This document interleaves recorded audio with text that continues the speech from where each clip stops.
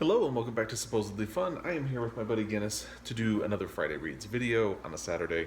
It's just what I do. Don't know why, but it is. Anyway, before we get into the Friday Reads section of it, I wanted to make sure I give a channel recommendation. I think I may have forgotten to do a channel recommendation last month, so I'm going to try to do an extra one, although we're already at the end of September. So I'm going to figure out a way to do a bonus one.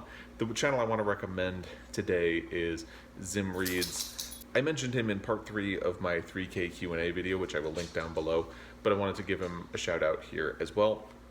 I think he does really interesting book reviews. They open with him reading a passage of dialogue and having visuals about the book, and I think that's a really effective way of opening, and it's visually interesting. So check out his channel. I will link it down below, and yeah, and I'll figure out a way to do a bonus recommendation sometime soon.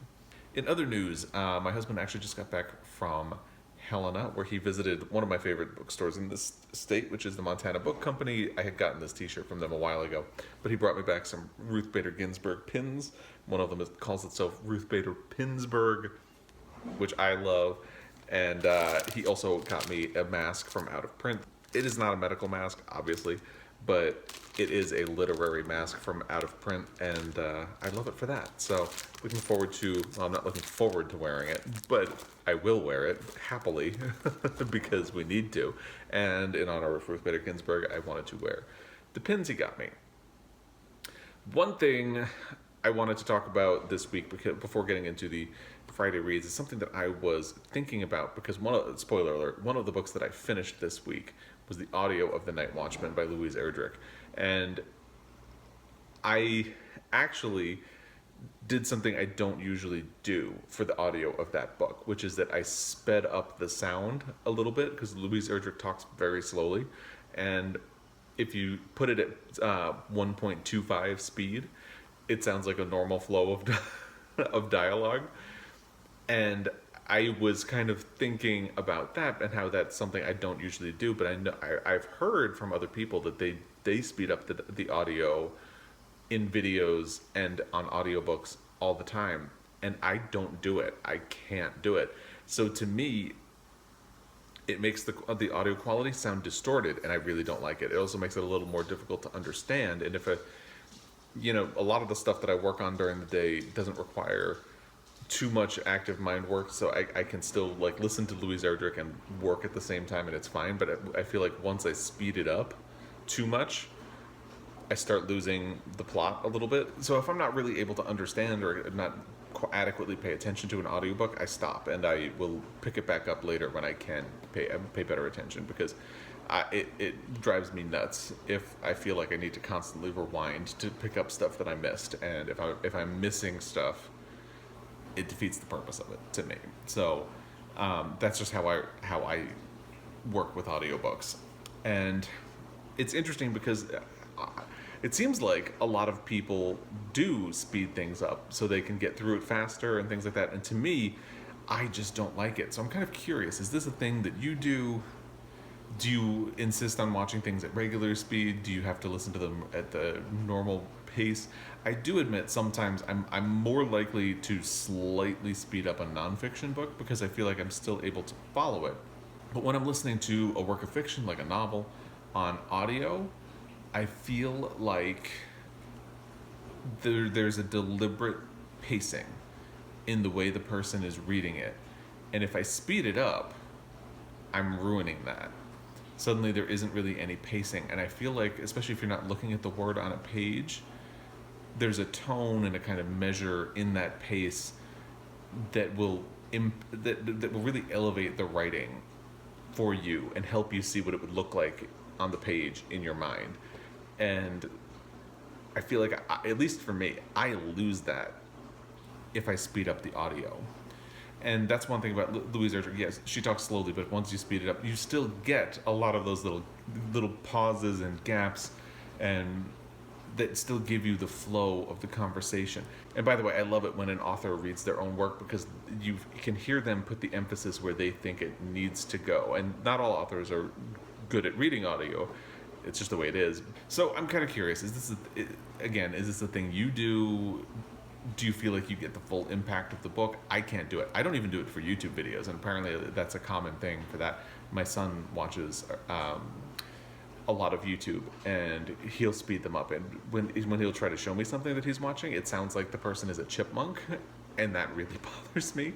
It also makes me wonder, do people speed up my videos when they're watching them? And I can't imagine that, because I talk kind of quickly. My words have a tendency to,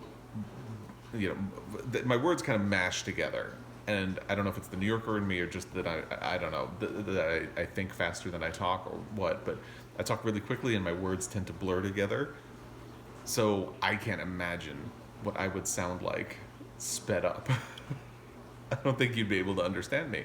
If you do listen to me sped up, please let me know. Can you understand what I'm saying? If you leave a comment below, obviously you can. So yeah, but just let me know. To me, I can't do it, and I'm wondering, is that me being?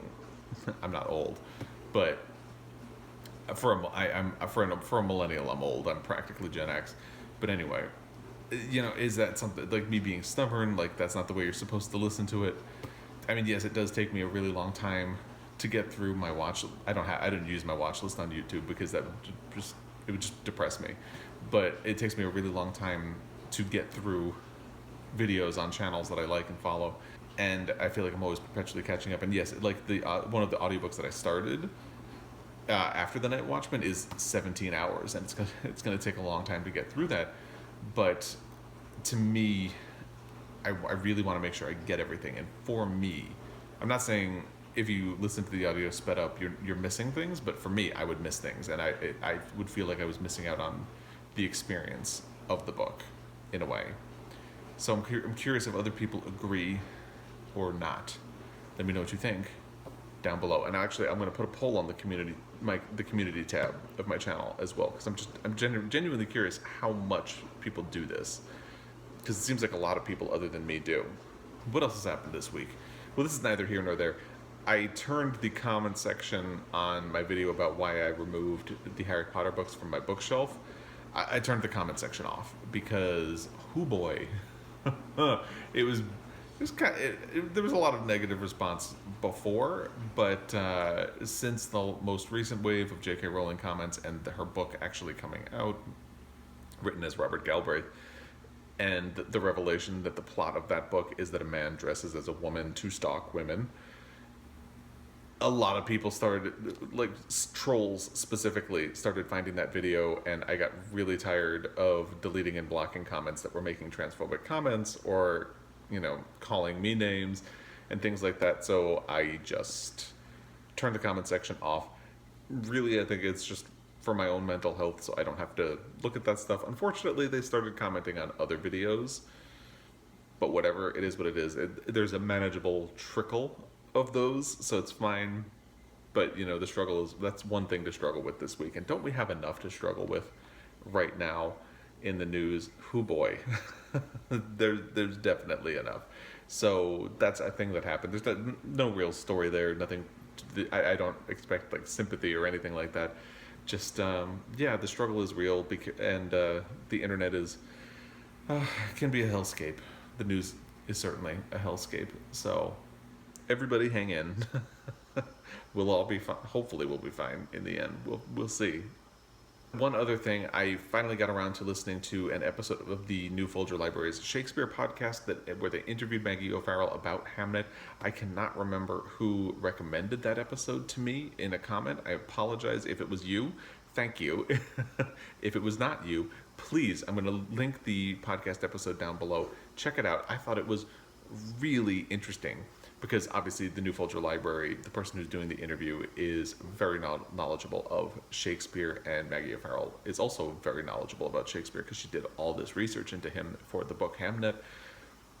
But she talks a lot about why she made the decisions that she made about, say, nothing is really known, or not much is known about Shakespeare's family.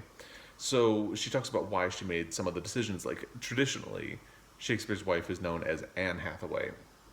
So she talks about why she calls her Agnes in the book, which is that in Agnes's father's will, he refers to her as my beloved Agnes, or something like that.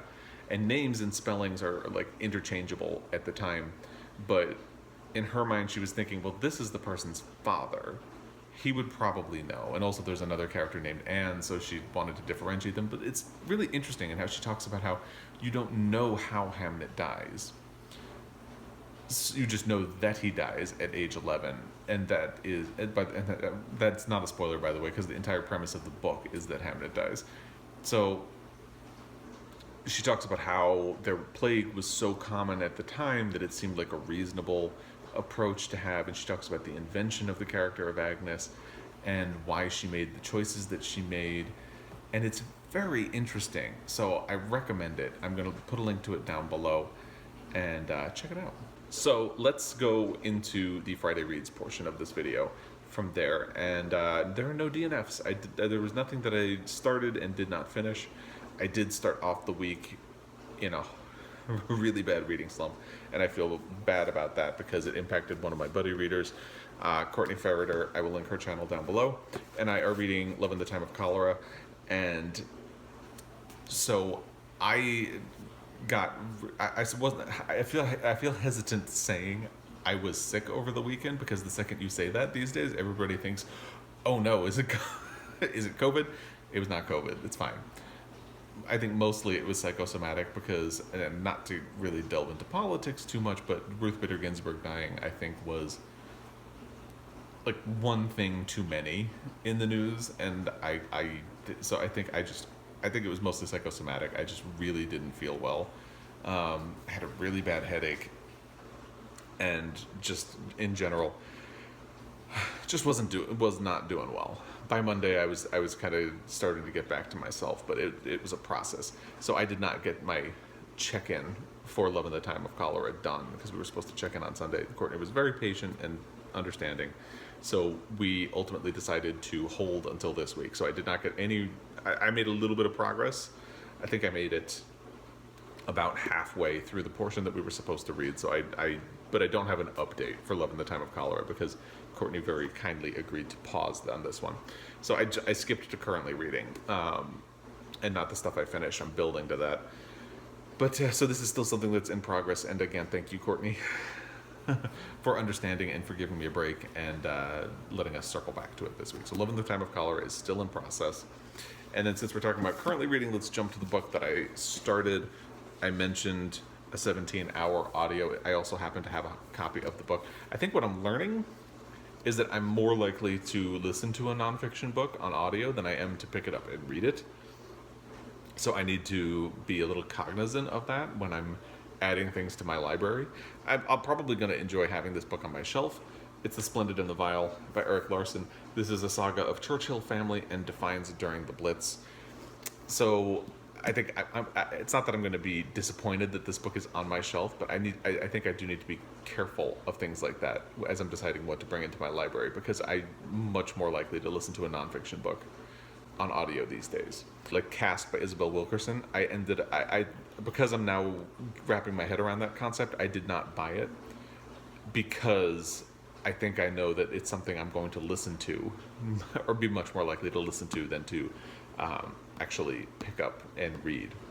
So anyway, that's all that to say. I started The Splendid and the Vile just last night. I made it, I think, an hour and a half into a 17 and change hour audiobook. So I don't think this is something that I'm going to be finishing before the end of the month, since there's not that much time left in September. God, can you believe that? And we'll see how much progress I make. I'm anticipating that this is something that's going to carry into October, but we'll see. Who knows? Maybe I'll get a lot of listening done at some point.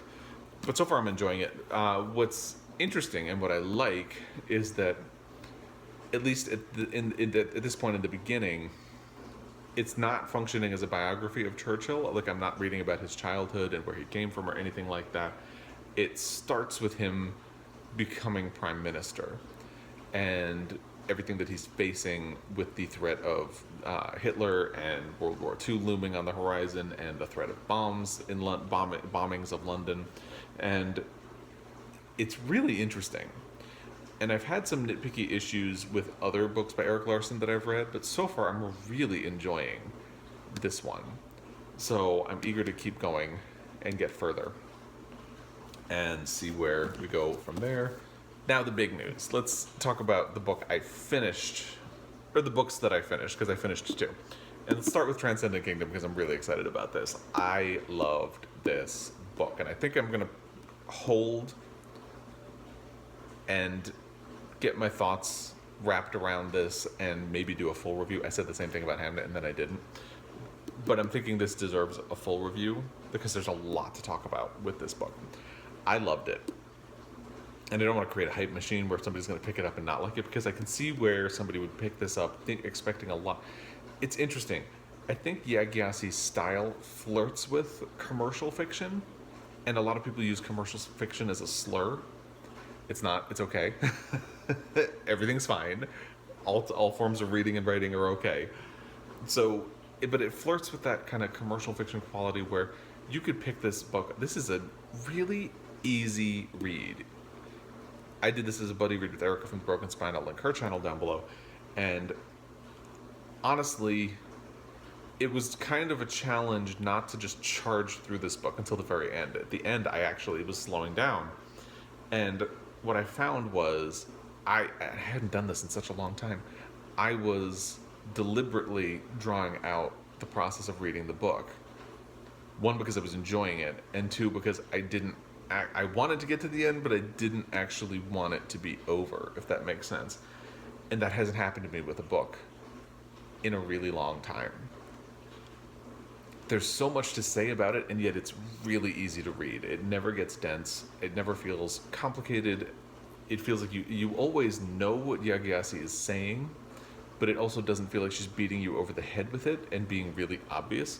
There's a lot that's happening under the surface as well. Gosh, I just really like it. This is a book that Gyasi has so many threads that go into this book, but none of them get lost. You can see all of them create this beautiful tapestry, and you can pick them out and explore them. Like, I could reread this and focus on a different subject matter every single time. And it's just really interesting. So the premise is that Gifty is the daughter of Ghanaian immigrants, and she is working as a neuroscientist. And the story moves back and forth in time because she's very reflective about her life and what her mother ends up living with her.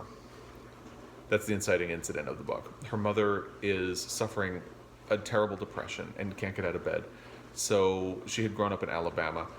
The pastor of the church where her mother goes puts her mother on a plane, sends her out to Gifty, and Gifty is trying to go about her life. Coffee maker shutting down.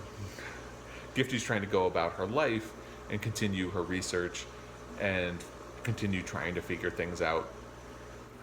But she's also trying to grapple with her mother's depression, which has happened before. Gifty was actually sent back to Ghana at age 11 when her mother was struggling with depression. So it's something that had happened before, and she's struggling with the idea of how to help somebody that you don't know how to reach. And this is kind of works in parallel to her research on her neuroscience research that she is doing, which is about reward-seeking behavior. And she has deliberately chosen a path in research that kind of comes from her own experience of the world. And nothing is a secret. You know from the description of the book and from the things early on, but you know she had a brother who died of an overdose and had been addicted to opioids. But over the rest of the book, Gyasi really teases out details of that. And because she's teasing out the details, it kind of reflects Gifty's reluctance. At first, she does not want to talk about her brother, and you can kind of see that. But it's this raw wound that she kind of has to deal with. And more details come out. It really works. It's a very good book. I think I'm going to need to do a specific review of this, but I really like this. I'm going to go all in and say that I think this should win the Pulitzer Prize for fiction. But I'm saying that without having read some of the contenders. Like, I still haven't read Real Life by Brandon Taylor, but I think this should win. I think it's a great book. It deals with American themes, which is a prerequisite for the Pulitzer Prize.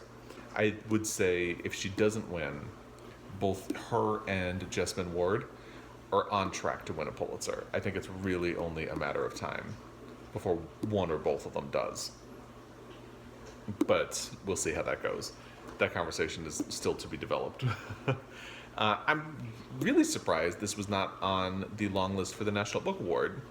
This seems like the kind of book that they would really get behind, and an author they would get behind, and I'm surprised.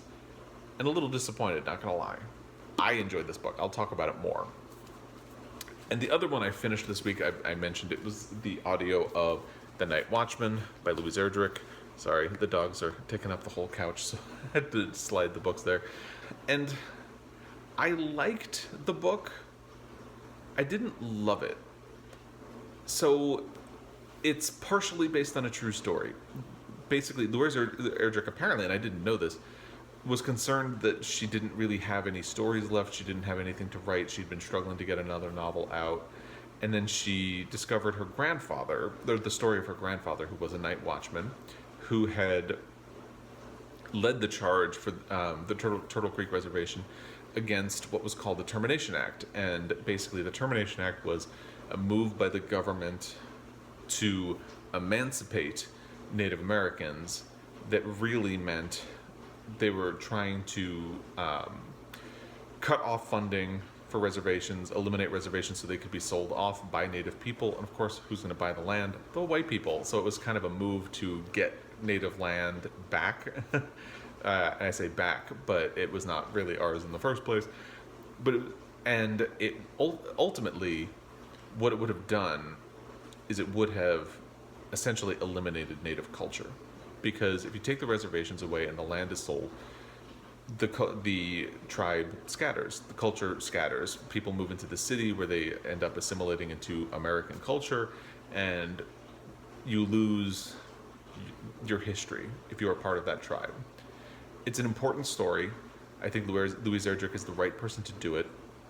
And one thing I really like about it is that it's a very political novel, but it doesn't feel heavy-handed. It doesn't feel like a political novel, because she approaches that topic from the perspective of people within the tribe. People who are kind of grappling with, okay, this Termination Act is coming. What have you heard about it? What have you heard about it? What does it mean? Should we be worried? What do we do? And as they're trying to figure out what they do, they go about their normal lives. I think that's both a good thing and sort of a bad thing, because the Termination Act doesn't come up until, it felt like, I listened to the audio, it felt like it didn't come up for a long time. And in the beginning, you're introduced to the characters, and it's nice to have time to get to know the characters and really get settled into their world, but at the same time, it almost started to feel like nothing was happening. So it feels like, and I don't think she wanted it to feel like a political or politically motivated book, so having that character perspective and settling you into the world is important, but at the same time, it also starts to feel a little meandering.